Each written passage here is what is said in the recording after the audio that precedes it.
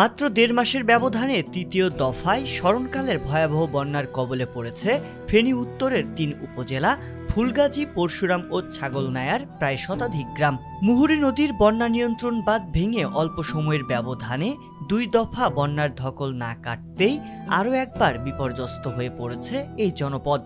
গত কয়েকদিনের ভারী বৃষ্টিপাত ও ভারতের পানিতে মুহুরী, কহুয়া ও সিলোনিয়া নদীর বন্যা নিয়ন্ত্রণ বাঁধের ১৭টি ভাঙন অংশে পানি প্রবেশ করে চরম ভোগান্তিতে পড়েছেন লক্ষাধিক পানিবন্দী মানুষ। বন্যার পানিতে তলিয়ে গেছে রাস্তাঘাট, ঘরবাড়ি, ফসলের জমি ও মাছের ঘের।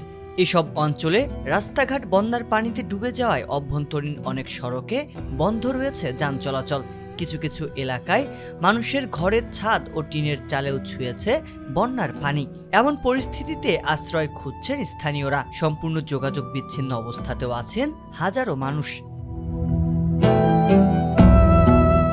গেল জুলাই মাসের শুরুতে মুহুরী, কহুয়া ও সিলোনিয়া নদীর ১৫টি স্থানে ভাঙন দেখা দেয়।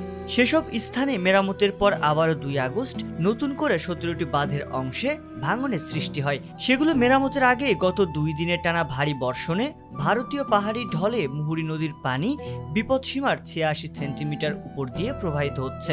এতে পানি আবার বেড়ে যাওয়ায় মঙ্গলবার ২০ আগস্ট সকালে ভাঙন স্থান দিয়ে লোকালয়ে পানি প্রবেশ শুরু করে। বন্যা কবলিত এসব এলাকায় ফায়ার সার্ভিসের সদস্য ও স্বেচ্ছাসেবক ছাত্রদের সহায়তায় পানিবন্দী মানুষদেরকে উদ্ধার করে নিরাপদ আশ্রয়ে নিয়ে যাওয়া হচ্ছে। বন্যা কবলিত বিস্তীর্ণ এই এলাকায় উদ্ধার কাজ পরিচালনার জন্য সেনাবাহিনী ও কোস্ট গার্ডের সহায়তা চাওয়া হয়েছে। এখন পর্যন্ত ৪ শতাধিক মানুষকে উদ্ধার করে নিরাপদ আশ্রয়ে আনা হলেও একজন নিখোঁজ হওয়ার তথ্য পাওয়া গেছে। এদিকে ফুলগাজীতে বন্যার পানিতে মাছ ধরতে গিয়ে এক তরুণের মৃত্যু হয়েছে। প্রথম ধাপের বন্যার কারণে অবকাঠামো, ধান, ফসল ও মৎস্যে ক্ষতি ৩০ কোটি টাকা ছাড়িয়ে যায়। আমন ধানের বীজতলা নষ্ট হওয়ায় বেশ বড় লোকসান হয়েছিল কৃষকদের। এরপর ক্ষতি কাটিয়ে উঠতে তৈরি করা বীজ রোপণের কয়েকদিনের মাথায় পানিতে ডুবে গেছে। আগামী ২ দিনের মধ্যে যদি এই পানি না নামে তবে এবারও নষ্ট হবে বীজতলা।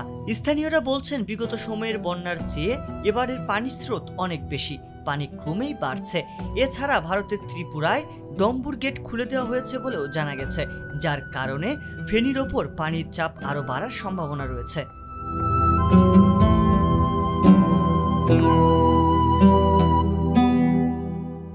সংবাদ, ফিচার ও অনুষ্ঠানের জন্য ভিজিট করুন সংবাদ প্রকাশের ওয়েবসাইট এবং যুক্ত থাকুন ফেসবুক পেজ ও ইউটিউব চ্যানেলের সঙ্গে।